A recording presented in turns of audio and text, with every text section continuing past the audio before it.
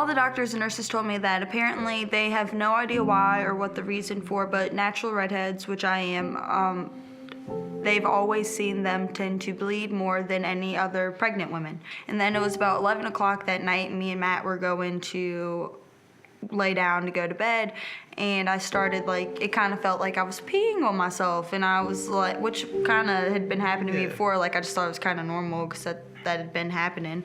So Matt helped me up to go to the bathroom, and I walked in, I was like, Matt, you need to come in here, and he was like, why? And it literally looked like my insides, like, I'd say about this big, of nothing but blood clots that looked like my insides just pouring and pouring and pouring out of me in the bathroom.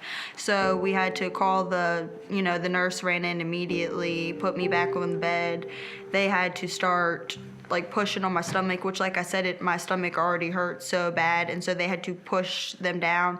Fortunately for me, my doctor who delivered the baby was working overnight, so she was there. So she got to come in because they thought that they had handled it and everything was okay. So it had been about 5 minutes. They thought they fixed the issue, got all the clots out. Well, no, it started happening again. So my doctor had to literally pretty much take her whole hand, her whole hand, and go in my stomach and pretty much pull out all of the blood clots, and they were all the way at the top of my stomach. And so they were just and that's traumatic for Matt too, like he's having to watch it, and I was screaming at the top of my lungs, cussing, crying. I was like, I can't have my baby, and now here I am having to deal with this, like, why is this happening to me? All I want is my mom. Like, I was so happy to have Matt, but I was like, you're never too old to have your mom. I was like, I need my mom. Like, I don't know how to handle this. So, I was in so much pain. Like, that was way worse than even having Callie. And so, I almost lost enough blood where I was going to have a blood transfusion.